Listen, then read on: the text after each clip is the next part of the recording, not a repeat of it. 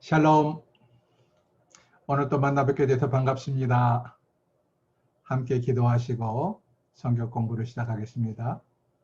하나님 아버지, 오늘 또 함께 성경을 읽어나가며 성경을 공부해 나갑니다. 우리의 부족한 지식, 우리의 부족한 지혜를 주께서 충만하게 하셔서 하나님 말씀이 송이꿀보다 더 달게 느껴지게 하시고, 하나님 말씀을 읽을 때마다 그것이 우리의 생명의 양식이 되게 하시고 우리의 뼈와 살이 되는 복이 있게 하옵소서. 주께서 함께 하실 것을 믿고 예수 그리스도 이름으로 기도하옵나이다. 아멘. 한 주 동안 평안하셨나요? 힘내서 이제 속도가 좀 붙어서 성경을 잘 읽으면서 따라오셔야 됩니다. 이 시간에 강의는 30분이지만 성경을 읽지 않으면 그 내용조차 이해할 수가 없어요. 다시 한번 부탁을 드리는데, 이 강의를 들으시고 또 성경을 한번 읽고 그래도 이해가 안 되면 강의를 다시 한번 들으면 이해가 더 잘 될 것입니다. 그리고도 감이 안 잡히면 성경을 다시 한번 읽으시면 확실히 내 것이 될 것입니다. 오늘은 민수기 22장부터 민수기 마지막 36장까지를 함께 공부할 것입니다. 결코 짧지 않은 내용인데 함께 해나갈까요? 자, 우리는 지금 광야 시대 쭉 공부해 나가는데, 마지막 여기 모압 평지에서 일어나게 된 8가지 사건을 오늘은 공부하게 될 것입니다. 중요한 거점도시 수르 광야, 그리고 시내산, 그리고 가데사바니아, 그리고 모압 평지, 이렇게 거점을 찍어 놓고 그 과정에서 이루어진 일들을 쭉 기록을 했어요. 그리고 지난 시간에는 가데스 바니아에서 이들이 12명의 정탐꾼을 보냈는데 불순종해서 40일 정탐한 기간을 하루를 1년을 잡아서 40년 동안 광야에서 유리방랑하게 되었다. 하나님께 죄를 짓고 징벌을 받게 된 것이죠. 그것이 원인이 되어서 오랜 세월 동안 광야에서 지루한 세월, 힘든 세월을 보내면서 점점 더 불평과 불만과 그리고 지들에게 반기를 드는 세력들이 커지고, 그래서 몇 번의 커다란 지들에게 반기를 드는 사건들이 있었지요. 또 직접적으로 어떤 그런 반기를 들고 세력이 규합을 해서 일어나진 않았지만 늘 불만이 내재되어서 이 불만들을 표출하고 이 불만에 결국 참지 못하고 모세가 화를 냈다가 모세와 아론이 가나안 땅에 들어가지 못하게 되었다. 그래서 아론은 이미 죽었습니다. 그리고 이제 모세만 혼자 살아남아서 모압 평지까지 갔는데, 모압 평지에서 모세도 결국 죽고 말아요. 왜? 하나님께서 너는 가나안 땅에 들어가지 못하리라 말씀하셨기 때문에. 이 모압 평지에서 8가지 사건을 오늘 정리를 하도록 하겠습니다. 모압 평지에서 어떤 일들이 일어났는가, 8가지 사건 함께 보아나갑니다.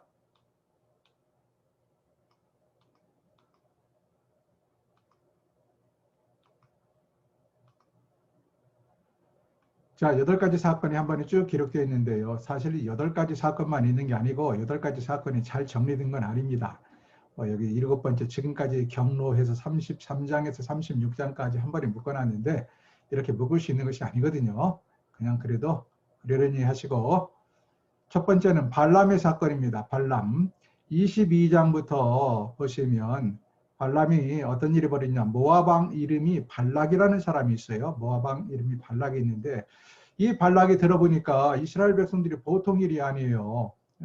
왜냐하면 하나님께서 이스라엘 백성들에게 얼마나 복을 주셨는지, 이스라엘 백성들이 수적으로도 많아졌을 뿐만 아니라 이들이 끊임없이 가는 곳마다 하나님이 이들에게 복을 주셔서 이들의 힘이 너무 커지는 거예요. 가는 곳마다 정복하고, 그래서 발락이 생각하다가 자기 힘으로는, 자기 모압왕 자기의 힘으로는 이스라엘 백성을 물리칠 수 없다. 그래서 신의 힘을, 신의 능력을 의지해서 이스라엘 백성들을 제압하자 해서 발람이라는 선지자, 이방신을 섬기는 선지자죠. 발람이라는 이방신을 섬기는 선지자를 데려다가 돈을 많이 주고 이스라엘 백성들을 저주하라고 시킵니다. 자, 22장부터 보면 모압왕 발락이 이렇게 발람을 시켜서 이스라엘 백성을 저주하고 싶었지만 하나님께서 초자연적인 방법으로 발람에게, 이 거짓 선지자지만 하나님이 거짓 선지자에게도 예언자에게도 나타나셨어요. 그래서 발람에게 충고합니다. 이스라엘 백성을 저주하지 말라. 그런데 이 과정 속에서요, 하나님께서 심지어 나귀를 사용하셔서 말하게 됩니다. 동물이 말한 사건, 성경에 기록이 되어 있어요. 그게 뭡니까? 나귀가 사람하고 말을 합니다. 이런 과정을 통해서 무지몽매한 발람, 거짓 선지자, 이방신을 섬기는 선지자 발람도 결국은 이스라엘 백성들을 저주하지 못하고 오히려 축복하고 말아요. 이런 이야기들이 22장부터 24장까지 기록이 되어 있는데, 오늘 그 중에서 22장 21절부터 잠깐 보겠습니다. 22장 21절.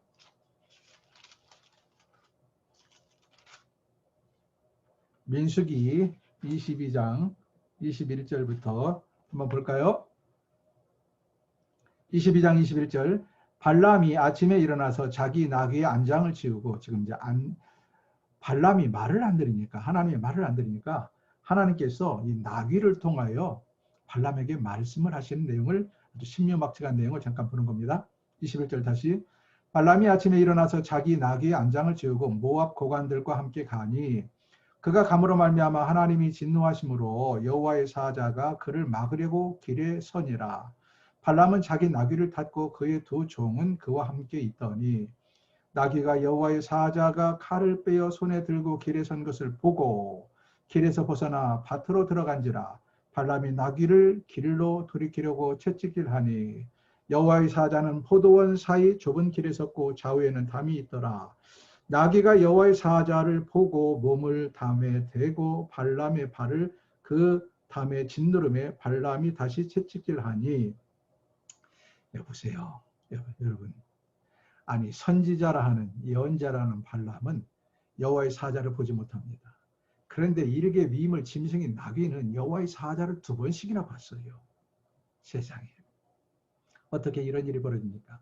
우리가 말하는 이교도들이요, 이교도 종교인들, 뭐라고 말합니까? 그들에게 유능하다, 뜻은 뭐라고 표현하나요? 그들에게도 영성이 있다 말들 하는데, 여러분 그런 말에 속지 마십시오. 발람 선지자를 보시라고요. 짐승만도 못합니다. 일단 계속 보겠습니다. 나귀가 여호와 25절 사자를 보고 몸을 담에 대고 발람의 발을 그 담에 짓누름에 발람의 발이 상했어요. 26절 여호와의 사자가 더 나아가서 좌우로 피할 데 없는 좁은 곳에 선지라. 나귀가 여호와의 사자를 보고 발람 밑에 엎드리니 발람이 노하여 자기 지팡이로 나귀를 때리는지라. 28절 여호와께서 나귀의 입을 여셨니. 나귀가 말을 합니다. 발람에게 말을 해요. 내가 당신에게 무엇을 하였기에 나를 이같이 3번씩이나 때리느냐. 발람이 나귀에게 말하되 네가 나를 거역했기 때문이니 내 손에 칼이 있었다면 너를 죽였으리라.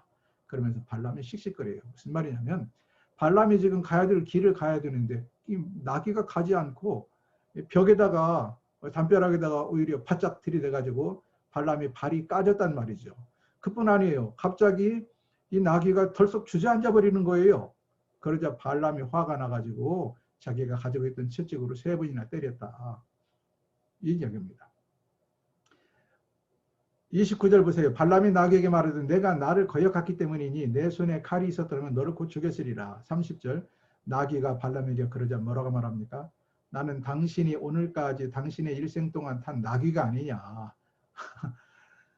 내가 언제 당신에게 이같이 하는 버릇이 있었더냐. 나 한 번도, 물론 말을 할 수 없는 짐승인데 이번 처음으로 말을 하는 겁니다. 그래 한 번도 그동안에 거역하지 않았다. 그가 말하되 없었느니라. 그때 여호와께서 발람의 눈을 밝히시며 여호와의 사자가 손에 칼을 빼들고 길에 선 것을 발람이 보고 머리를 숙이고 엎드리니 여호와의 사자가 그에게 이르되 너는 어찌하여 내 나귀를 이같이 3번이나 때렸느냐. 보라 내 앞에서 너의 길이 사악함으로 내가 너를 막으려고 나왔더니 여호와의 사자가 하는 말입니다. 나귀가 나를 보고 이같이 3번을 돌이켜 내 앞에서 피하였느니라. 나귀가 만일 돌이켜 나를 피하지 아니하였더라면 내가, 여호와의 사자가 말씀하시는 거예요. 발람에게 내가 너 발람을 죽이고 나귀는 살렸으리라.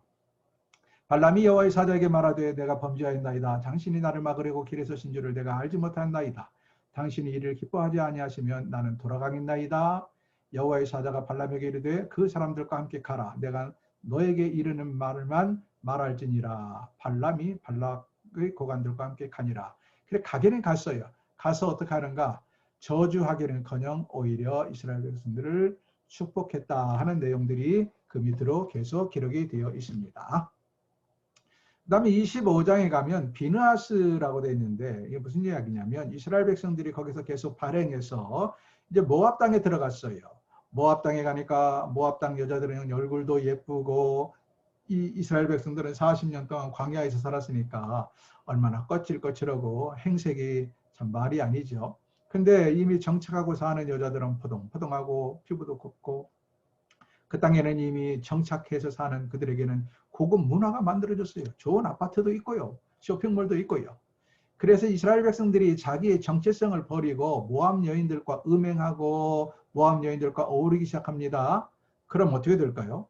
단순히 이방 여인들과 어울렸다는 문제가 아니라 이방 여인들이 섬기는 신을 섬기게 되고 이방 여인들의 생각을 그들이 쫓아가게 되고 이방 여인들의 문화를 본받게 된다. 하나님과 상관없는 가증스러운 문화를 본받게 된다는 것입니다. 그래서 이렇게 모압 여인과 음행함으로 연병이 터져요. 연병이 터져서 결국 어떻게 되는가? 이 연병으로 24,000명이 연병 때문에 죽은 게 아니라 연병이 이르자 비느하스가 그에 대해서 분노하고 일어나가지고 이 모압 여인들과 음행한 사람들을 쳐 죽이기 시작하는데 비느하스가 이 쳐 죽이고 한 사람들이 수가 24,000명이나 되었다 하는 이야기가 25장에 기록이 되어 있습니다. 25장 1절부터 9절까지 25장 1절부터 9절 이스라엘이 시딤에 머물러 있더니 그 백성이 모압 여자들과 음행하기를 시작하니라. 그 여자들이 자기 신들에게 제사할 때에 이스라엘 백성을 청하며 이거 보세요. 남자나 여자나 옛날나 지금이나요. 결국 여자가 이기는 것 같아요. 남자가 센 척 해봐야 결국 마누라 등살에 끌려다니고 여자에게 끌려다니게 됩니다. 여기 보세요. 이스라엘 백성들이 자기의 신들을 버리고 이 여인들의 신들을 따라 제사를 드리는데 가서 먹고 그들에게 절까지 했다. 2절에 3절 이스라엘이 바알볼에게 가담한지라. 바알볼은 바로 이 모압 여인들이 모압 족속들이 섬기던 신 바알 신을 말합니다. 바알볼에게 가담한지라. 여호와께서 이스라엘에게 진노하시죠. 당연하죠. 여호와께서 모세에게 이르시되 백성의 수령들을 잡아 태양을 향하여 여호와 앞에 목매어 달라. 그리하면 여호와의 진노가 이스라엘에게서 떠나리라. 모세가 이스라엘 재판관들에게 이르되 너희는 각각 바알볼에게 가담한 사람들을 죽이라 하니라.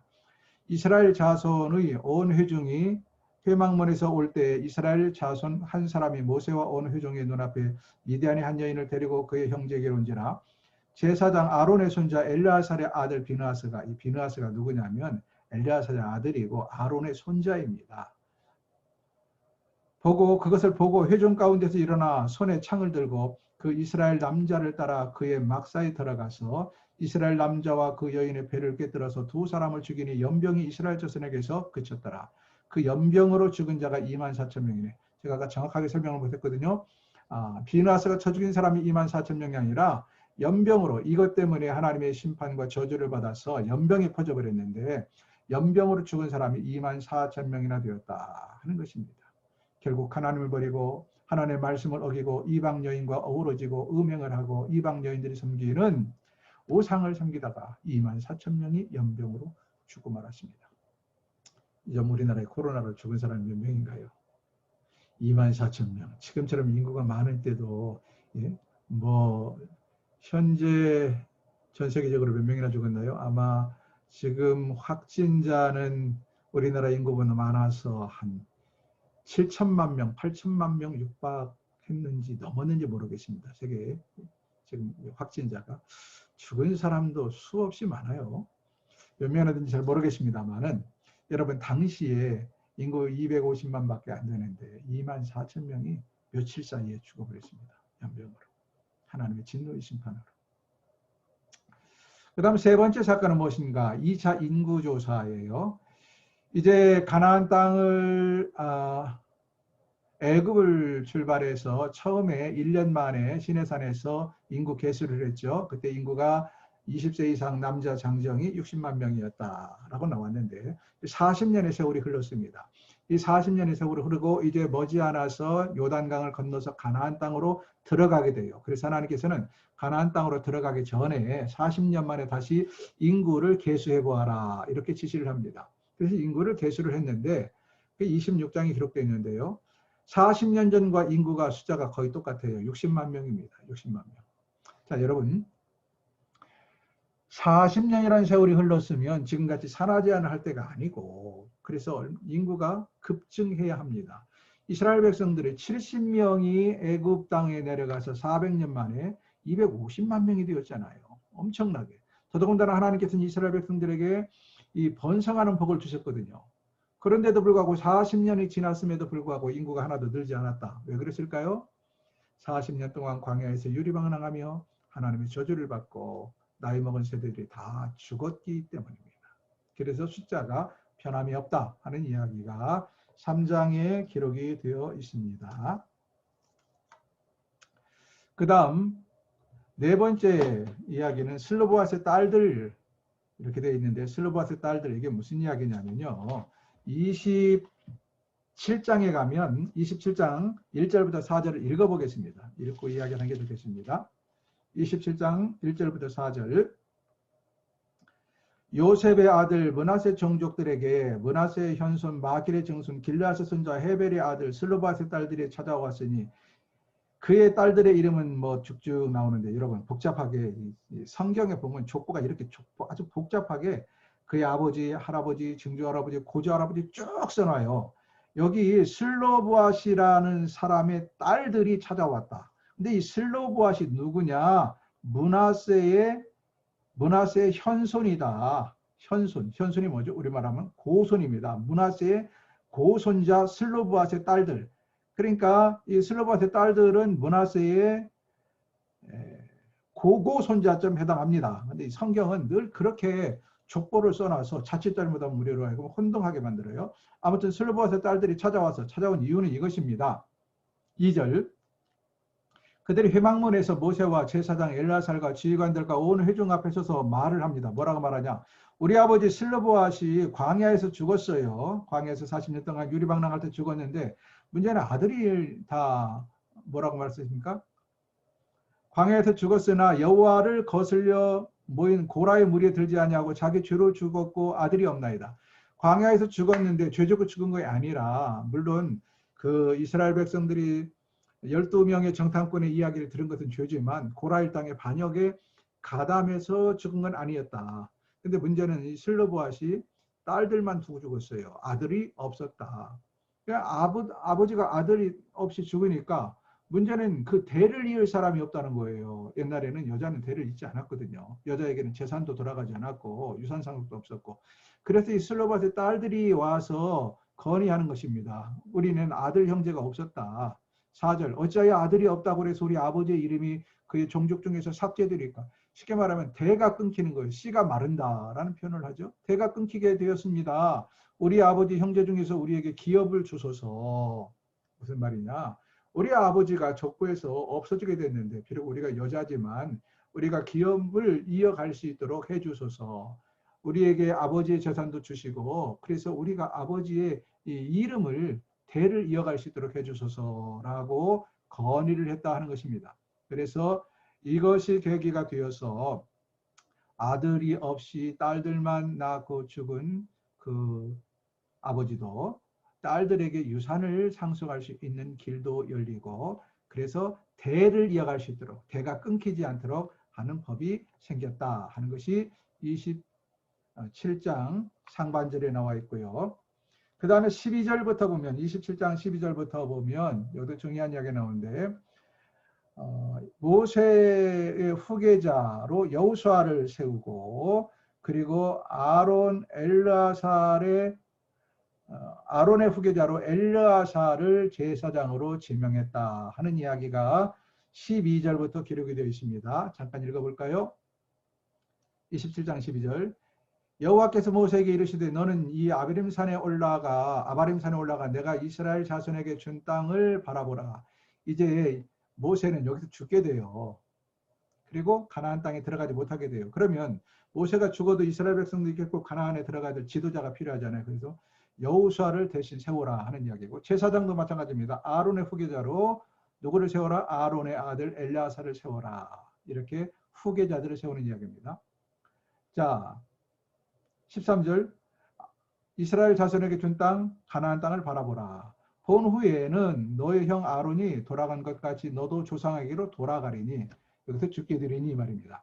이는 신광야에서, 그 이유가 뭐예요? 신광야에서 회중이 분쟁할 때에 너희가 내 명령을 거역하고 그 물가에서 내 거룩함을 그들의 목전에 나타내지 아니하였느니라. 이 물은 신광야 가데스 무리바 물이니라. 무리바에서 어떤 일이 있었어요? 막 화를 내면서 내가 너에게 물을 못 주랴 했던 사건 기억하시죠? 모세가 여짜오되 16절 여호와 모든 육체의 생명의 하나님이여 원하건대 한 사람을 이 회중에 세워서 그로 그들 앞에 출입하며 그들을 인도하여 출입하게 하사 여호와의 회중이 목자 없는 양과 같이 되지 않게 하옵소서. 18절 여호와께서 모세에게 이르시되 눈의 아들 여호수아를 세우라 이 말이죠. 그 안에 영이 머무는 자니 너는 데려다가 그에게 안수하고 그를 제사장 엘르아살과 온 회중 앞에 세우고 그들의 목전에서 그에게 위탁하여 내 존귀를 그에게 돌려 이스라엘의 자손 온 회중을 그에게 복종하게 하라. 그는 제사장 엘르아살 앞에 설 것이요 엘르아살은 그를 위하여 우림의 판결로서 여호와 앞에 물을 것이며 그와 온 이스라엘 자손 곧 온 회중은 엘르아살의 말을 따라 나가며 들어올 것이라. 이렇게 있네요. 제가 아까 말씀을 잘못드렸군요. 이미 엘르아살은 아론이 죽고 나서 엘르아살이 아론의 후계자로서 제사장이 되었고, 지금 이제 모세가 죽을 날이 다가오자 모세 뒤에 여호수아를 세우라 하는 이야기를 하고 있습니다. 그 다음 중요한 것은 28장부터 보면 28장, 29장, 30장이면 이스라엘의 절기가 쭉 기록이 돼요. 그 중에서도 크게 3대 절기를 기억하시면 좋겠습니다. 첫 번째 절기는 6월절 또는 무교절이라고 그러죠. 6월절이나 무교절이랑 붙어 있어요. 첫 번째 절기. 두 번째 절기는 77절 또는 오순절이라고 합니다. 77절, 6월절부터 7주 후에 또는 50일째 된다. 그래서 오순절. 세 번째 절기는 장막절, 초막절. 이스라엘 백성들이 가을 거지를 다 끝난 다음에 들에 나가서 장막을 치고 또는 초막을 치고 한 주 동안 머물면서 하나님께 제단을 쌓았던 절기, 장막절 또는 77절, 이 3대 절기 있는데, 많은 절기들이 있는데 그 중에서 가장 중요한 절기가 3대 절기고요. 3대 절기에 이스라엘 백성들의 남자들은, 성인 남자들은 반드시 하나님께 나아가 제사를 드려야 합니다. 이것이 전통이 되어서 예수님 당시에도 이 절기가 되면 유대인들이 디아스포라, 세계 각국에 흩어져 있다 할지라도 예루살렘 성전을 향하여 이들은 몰려들었습니다. 예수님도 특별히 6월절이 되면 늘 예루살렘 성전에 오셔서 제사를 드리고 머물렀던 기억이 성경에 나와 있습니다. 그 다음에 31장에 보면 미디안 정복한 사건이 나오는데요. 31장 미디안 정복. 왜 미디안을 하나님께서 정복하라고 말씀하셨을까? 이게 중요하죠. 그것은 과거에 여러분 앞에 일부 첫 번째 사건 발람 사건이시죠. 발람에게 이스라엘을 저주하라고 명령한, 지시한, 부탁한 사람이 누구예요? 모압왕 발락이라고 했죠. 모압왕 발락. 근데 이때 모압왕 발락과 누가 함께 결탁했냐면 미디안 족속의 제사장들, 원로들이 결탁을 했어요. 그래서 이스라엘을 저주하는데 합작했다는 것이죠. 하나님은 이러한 미디안 족속들을 용납하지 아니하고 미디안 족속들을 정복해라, 이렇게 지시를 하십니다. 그래서 31장에 가면 비느하스가 군사를 동원해서 미디안을 정복한다 하는 말씀이 기록이 되어 있습니다. 그리고 이어서 여섯 번째 사건, 중요한데요. 두 지파 반을 분배했다. 무슨 이야기냐면요. 이 모압 평지를 이제 건너면 요단강인데, 이 모압 평지에서 12지파 반 중에서 갓지파와 루벤 지파 그리고 므낫세 지파 전체가 아니라 므낫세 중에 므낫세 반 지파가 모세에게 요청합니다. 우리는 이 처자식도 있고 또 가지고 있는 가축도 많고 그런데 우리는 요단강 건너편에서 땅을 분양받지 않고 할당받지 않고 이 땅을 우리에게 나누어 주옵소서. 그래서 모세가 이들에게 약속을 합니다. 그럼 내가 이 땅을 나누어 줄 테니까 대신 너희는 이제 가축도 여기 머무르게 하고 식구들도 여기 머무르게 하고 몸은 아주 홀홀단신으로 편하지 않느냐, 움직이기가 편하지 않느냐. 그러니까 대신 너희에게 이 땅을 나눠줄 테니까 너희는 요단강을 건너서 이 가나안 땅을 정복해 들어가는데 맨 앞에 선봉에 서라. 선봉에 서라. 그러면 이 땅을 나눠주겠다. 이런 약속 조건 하에 두 지파 반, 갓지파와 루벤 지파와 므낫세 반 지파가 이 땅을 할당 받게 된다 하는 이야기가 32장에 기록이 되어 있습니다. 32장. 이것을 요단 동편 땅이라고 그래요. 이게 요단강이죠. 이 강이 요단강입니다. 이게 좀 움직이면 다시 보여주고 싶은데 움직이질 않아가지고 자 됐습니다. 여기서 볼까요? 여러분 지역을 보면 지금 여기가 어디예요? 여기는 지중해고요. 지중해고 여기가 지금 가나안 땅, 지금의 이스라엘입니다. 이스라엘 가나안 땅이고 여기가 뭐예요? 갈릴리 호수입니다. 갈릴리 호수. 그리고 여기 밑에 땅콩처럼 생긴 것은 사해예요. 사해, 죽은 바다, 사해 바다. 갈릴리 호수에서 사해로 강이 하나 흐르는데 이 강이 바로 요단강입니다. 요단강.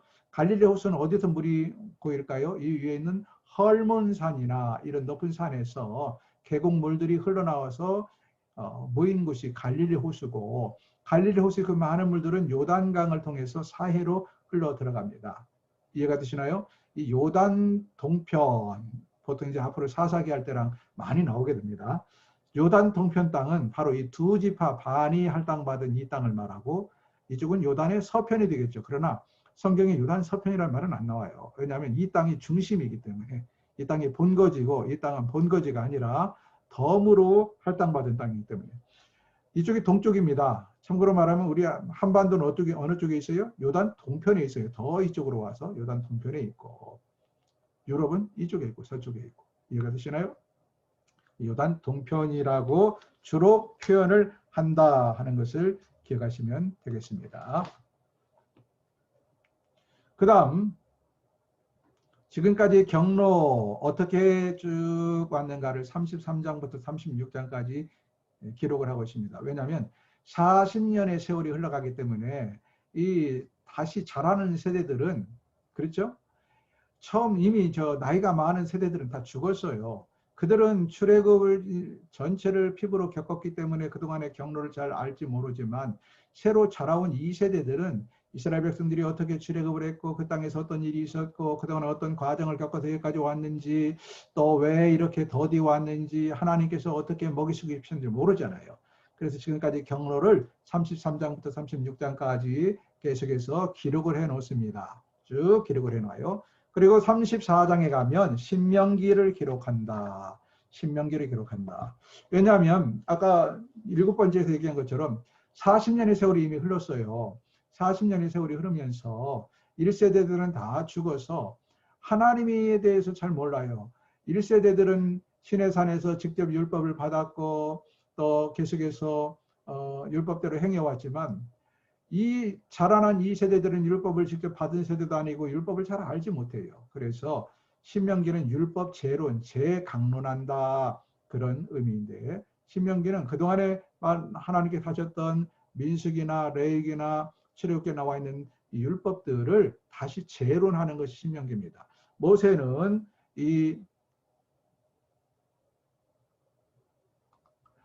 모압 평지에서 마지막으로 이스라엘 백성들을 모아놓고 이제 쉽게 말하면 이 세대들에게 율법을 재강론했다. 그것을 기록한 내용이 신명기가 되겠습니다. 신명기.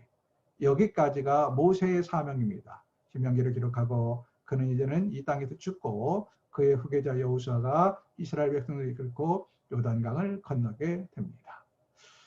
자, 오늘 여기까지 하면 모세 오경이 다 끝납니다. 이제 다음 시간부터는 여호수아서를 공부하겠는데요. 오늘 이 말씀을 기억하십시오. 지난 시간에도 말씀드렸지만 하나님 앞에 불순종하면 그만큼 나만 손해다. 하나님은 하나님의 뜻을 결코 변개치 않아요. 포기하지 않으세요. 하나님께서 하나님의 사랑하는 백성들이 말을 듣지 않으면 때려서라도 그들을 사람을 만드시고 그들에게 하나님의 뜻을 가르칩니다. 그러나 말을 듣지 않는 동안에 매를 맞아요. 매를 맞는 나는 아프다는 것입니다. 이스라엘 백성들은 40년 동안 시간도 낭비했거니와 허송세월 뿐만 아니라 그동안에 얼마나 많은 매를 맞았는지 알 수가 없어요. 뿐만 아닙니다. 지도자에게서도 하나님 앞에 불순종하고 온전하지 못하면 매를 맞는다는 것. 바로 모세와 아론이 가나안 땅에 들어가지 못한 것을 기억하십시오. 그래서 우리는 언제나 끝까지 인간의 생각으로 취사 선택하지 마시고 하나님의 뜻이라면 그저 순종하며 따라갈 수 있기를 주의 이름으로 축원합니다. 오늘은 여기까지 하겠습니다. 수고 많으셨습니다.